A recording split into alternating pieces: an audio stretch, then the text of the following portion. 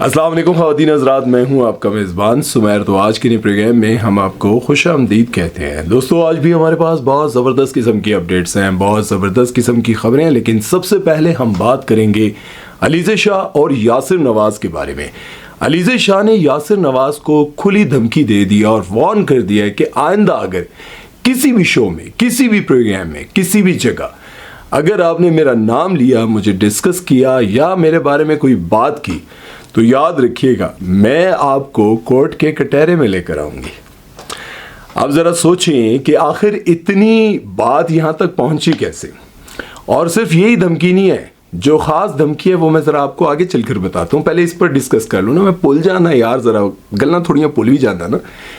अलीज़े शाह ने कहा कि भाई जहाँ भी देखें यासिर नवाज़ इंटरव्यू दे रहे हों या कोई क्लिप बना रहे हों, कुछ भी कर रहे हों, बस वो मेरे बारे में लाजमी डिस्कस करते हैं कि अलीज़े के साथ काम करके मज़ा नहीं आया, अलीज़े के साथ काम करके मज़ा नहीं आया, अलीज़े ये अलीज़े वो, अलीज़े के बारे में बात करते रहते हैं।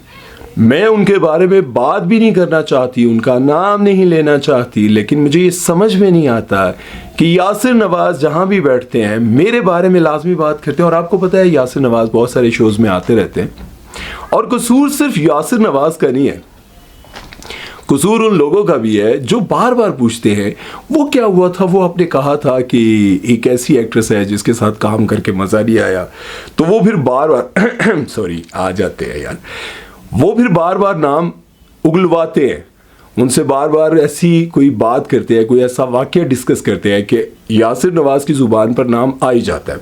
अच्छा, ये जितने हमारे एक्टर हैं ना जो पुराने सीनियर, यासिर भाई तो वैसे ही माशाल्लाह काफ़ी सीनियर हैं और उन्होंने गुस्सा आ जाएगा, कहेगा तेरे को तो छोटा ही है, नहीं मेरे को तुसी बहुत बड़े हो, तो याद ही मास्टरमाइंड इसमें आता होता सर। अच्छा, वो ना ये जितने हमारे पुराने लोग हैं ना, इनको तरीका है वारदात पता है, मतलब किस तरह से कौन सी बात करनी है जो वायरल होनी है। तो वो जाहिर है कहीं ना कहीं पर बात करते रहते हैं। और वो ये कहती हैं कि मुझे तो 5 साल गुजर गए हैं आपके साथ काम किए हुए, उसके बाद ना मैंने आपके साथ काम किया, ना मैं कभी आपके साथ मिली और ना ही मैंने आपके साथ कोई डिस्कस किया, फिर आप मेरा नाम क्यों इस्तेमाल करते हैं। और एक और बात उन्होंने कही जो मैंने आपको कहा कि मैं आगे चलकर आपको बताता हूँ, वो ये है कि आप जो बार बार कहते हैं ना कि अलीज़े के साथ काम करके मज़ा नहीं आया, आइंदा अगर आपने ये बात कही तो मैं वो सारी बातें सबको बता दूंगी कि किस वजह से आपको मज़ा नहीं आया। ये बड़ी अहम बात है।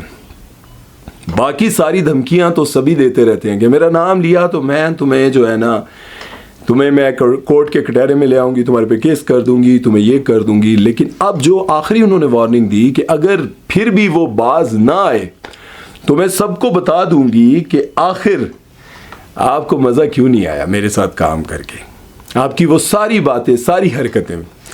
ये जो बात है ना, सारी हरकतें, सारी बातें और ये सारी चीज़ें, ये हर दूसरी एक्ट्रेस बताती है और कहती है हाँ यार बस वो बंदा ऐसा था, वो फलां ऐसा था। लेकिन कुछ हैं जो कहती हैं हमने तो कभी भी फेस नहीं किया।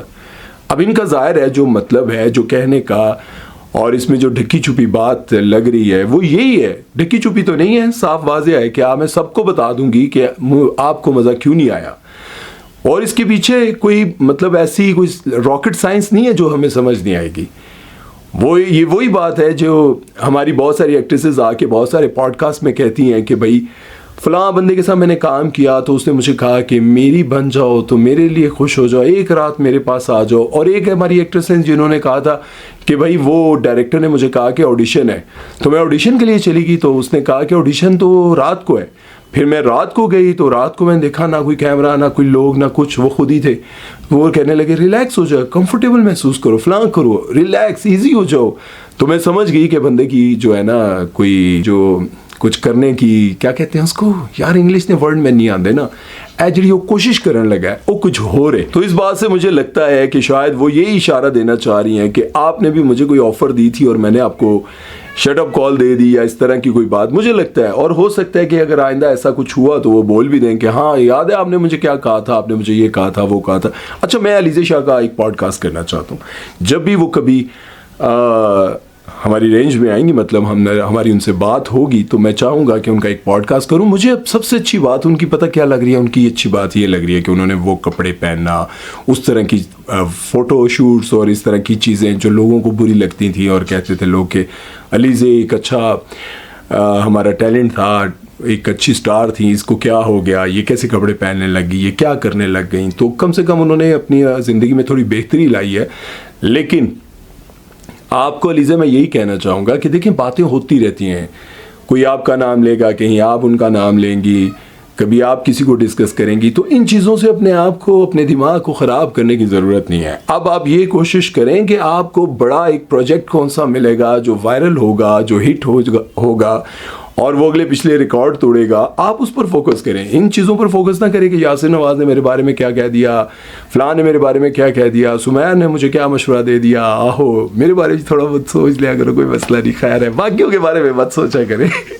तो उम्मीद है कि आपको मेरी बात समझ आई होगी। ज़रा आप मुझे कमेंट सेक्शन में ज़रूर बताइएगा कि ये क्या बात है जो आपने कही है भाई, कि मज़ा नहीं आया और काम करके, और मैं बता दूंगी इसके बारे में आपको क्या लगता है, क्या सोच हो सकती है, ज़रा कमेंट सेक्शन में बताइएगा। खैर चलते हैं नेक्स्ट खबर की तरफ, वो बात करते हैं जी शगुफ्ता एजाज के बारे में। आप सभी को पता है पाकिस्तान की सीनियर एक्ट्रेस हैं और बड़ा पहले सिलेक्टिव काम किया करती थी, लेकिन अब सोशल मीडिया पर भी नज़र आती हैं, टिकटॉक पर भी नज़र आती हैं, इंस्टा पर भी नज़र आती हैं, फेसबुक पर भी।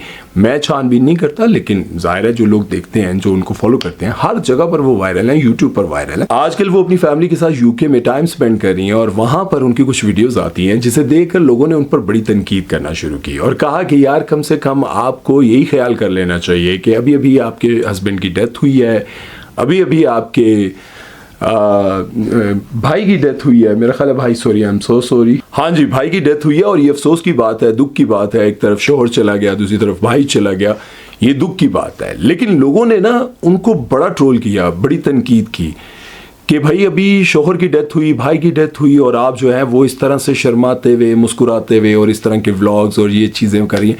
अच्छा, वो एक ब्रांड की जो है ना, ब्रांड के लिए मॉडलिंग कर रही थी, मॉडलिंग करते हुए उन्होंने वो शर्माना और जो एक्सप्रेशंस होते हैं, इस तरह की कुछ उनकी वीडियोस आई, तो उस पर लोगों ने तनकीद की और तनकीद इतनी ज़्यादा कर रहे थे। मैं कमेंट पढ़ रहा था तो मैंने कमेंट्स में देखा कि यार ये तो बहुत ज़्यादा लोग जो है ना, मतलब एक्सट्रीम पर जाकर ये बातें कर रहे हैं। एक तो लोगों को ये बात समझनी चाहिए कि जब कोई किसी का दुनिया से चला जाता है तो वही उसका दुख समझ सकता है, उसकी कमी, उसकी यादें हमेशा साथ रहती हैं। लेकिन दूसरी तरफ आपको ये भी सोचना चाहिए कि ये उनका काम है, मॉडलिंग, एक्टिंग, व्लॉगिंग, जो भी है ये उनका काम है। अगर वो ये नहीं करेंगी तो खाएंगी कैसे? ऑब्वियसली काम करेंगी तो अपना लाइफस्टाइल सब कुछ मेंटेन कर पाएंगी ना। काम तो करना ज़रूरी है। जब वो कहीं बैठती होंगी तो ज़ाहिर है शोहर की याद भी आती होगी, बच्चों को भी याद आती होगी, लेकिन अब सबके सामने बैठ के हर वक्त रो तो नहीं सकती। दिल नहीं रे, वो भी तो एक सीन था। दिल नहीं रे, याद है आपको? लेकिन जो लोग ज़्यादा तनकीद करते हैं ना, उनको ये बात समझनी चाहिए कि भाई जिस बंदे पर आप तनकीद कर रहे हैं वो कौन है, उनका काम क्या है। तो मैं ये समझता हूँ कि अगर आपको ये पता है कि उनका काम क्या है और वो जिस फील्ड से रिलेटेड है वहाँ पर वो खामोश नहीं बैठ सकती, उनको काम करना है। तो जब उनको काम करना है तो थानू की मसला है भाई, हर वेले तनकीद। लास्ट टाइम लोगों ने इतनी ज़्यादा उन पर तनकीद की कि वो जी आपने इंजेक्शन लगवा के वज़न कट किया है तो क्या हुआ भाई, कर लिया ना, किया तो है ना। हमारी तरह तो नहीं कि रोज़ाना टेढ़ उठा के घूम फिर रहे हैं भाई, है। हम तो सारी ज़िंदगी सोचते रहते हैं मैं थक क्यों गया हूँ यार, कहीं गया भी नहीं हूँ, खाली वॉशरूम गया था, किचन में गया था, इधर उधर गया, थक क्यों गया। पता ये चलता है भाई 35 किलो का पेट उठा के फिरता रहता हूँ तो थकूंगा नहीं तो और क्या करूँगा है। और बहुत सारी औरतें तो ये बात सोचती रहती हैं मेरा वज़न जड़ा है ना, वज़न नहीं है ये ना, वो मुझे डॉक्टर ने इंजेक्शन लगाया तो बड़ी बदतमीज़ थी, आगे रुई नहीं रखी उसने, हवा अंदर चली गई है। वो केड़ी हवा है जी टीके के जरिए थोड़े जिस्म में बढ़ गई यार आगे। वो मैंने अपने कानों से सुना है भाई। वो नर्स को गाली देते हुए बंदा कह रहा था कि यार मेरी बीवी का इतना वज़न नहीं है, ये तो वो नर्स ने इंजेक्शन लगाया, मैंने उसे कहा रुई रखो, उसने रुई नहीं रखी, वो सारी हवा इसके अंदर चली गई, आज तक नहीं निकली। हालांकि हवा वो इतनी निकल दी है कि पूरा कमरा हिल जाता है। लेकिन मैं आपको सच बता रहा हूँ यार, ये आप लोग ना ज़रा तनकीद का पैमाना थोड़ा कम किया करें। ठीक है, हाँ ये आप कभी कर सकते हैं ऐसी तनकीद कि वो वल्गर कपड़े पहने। इस पे मैं कहता हूँ अगर वो ऐसे कपड़े पहने, शगुफ्ता एजाज इतनी सीनियर हैं, बहुत अच्छी हैं, अगर वो ऐसे कपड़े पहने कि जो आपको लगे कि यार इनको हम फॉलो करते हैं, हमारी बेटियां इनको देखती हैं, अगर ये इस तरह की हरकतें करेंगी या ऐसे कपड़े पहनेंगी, तब आप तनकीद करते हैं तो चलो ठीक है, क्योंकि आपने फॉलो भी किया हुआ है, उनको पसंद भी करते हैं, उनके व्लॉग्स भी देखते हैं, और उन्हीं आप लोगों के देखने की वजह से उनके व्यूज़ आते हैं। ड्रामे में जिस तरह से उनका ड्रामा मेरी बहू है कितना ज़बरदस्त हिट ड्रामा गया, ये सारी चीज़ें देखते हुए उनको भी ये सोचना चाहिए कि भाई हम लोग देखते हैं तभी तो ये व्यूज़ आते हैं, तभी तो ड्रामे हिट होते हैं, तभी तो ये सारे काम होते हैं। तो ज़ाहिर है कहीं ना कहीं आपकी तनकीद को भी बर्दाश्त करना चाहिए। खैर, आप लोगों का इस बारे में क्या ख्याल है कमेंट सेक्शन में ज़रूर बताइएगा। चलते हैं नेक्स्ट खबर की तरफ, वो बात करते हैं हानिया आमिर के बारे में।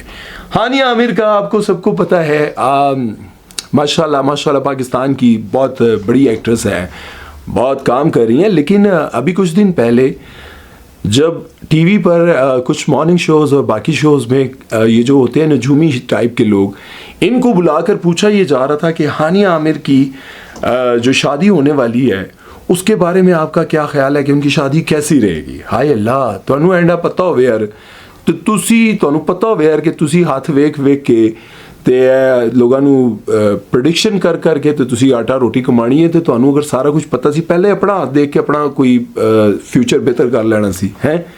आपको क्या ज़रूरत पड़ी थी कि इस तरह जो है आहो चलो छोड़ो। बहरहाल उनसे पूछा गया था कि हानिया आमिर का फ्यूचर ये जो शादी के बाद कैसा रहेगा, तो किसी ने कहा कि अगर हानिया ने शादी की तो उसके 2 निकाह मुझे नज़र आ रहे हैं। ठीक है, मुझे लग रहा है कि वो 2 निकाह करेंगी, मतलब उनकी शादी जो होगी वो टूट जाएगी। अब आसिम अजहर के साथ उनका पहला जो था सिलसिला हुआ, मोहब्बत थी, प्यार था, सब कुछ था, फिर आसिम अजहर की कहीं और हो गई, उनके साथ वो अरेंज थी।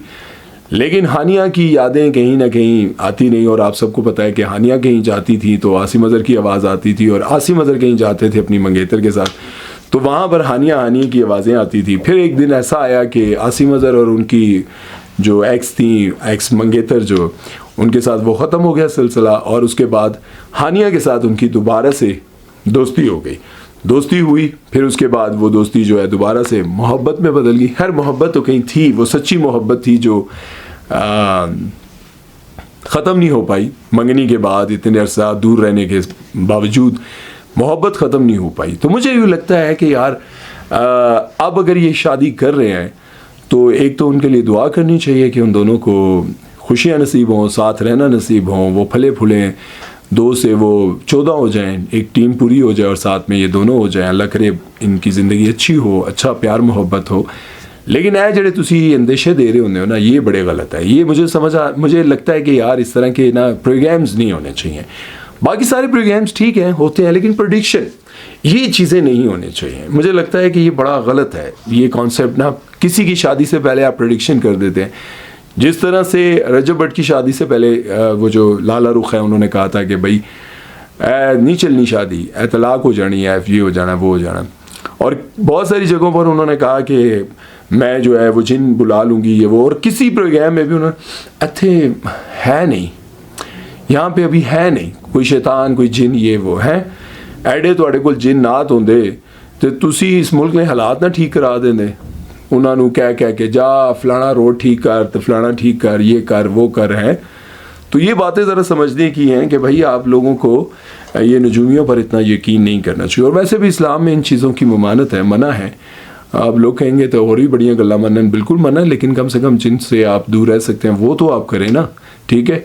और नजूमी आपने रोडों पर बैठे हुए देखे हैं, उनको अगर इतना फ्यूचर का पता हो तो वो रोड पर खुद बैठे हों, उनको पता हो कि यार मेरी ज़िंदगी में ये मामलात हैं, मैं इनको छोड़ूंगा तो ठीक हो जाऊँगा, तो उसको खुद करने चाहिए। इसलिए अपने आप को ज़रा समझदार बनाएं और अल्लाह से उम्मीद रखें कि अल्लाह ने जो भी हमारे लिए लिखा है वो बेहतर नहीं बेहतरीन होगा।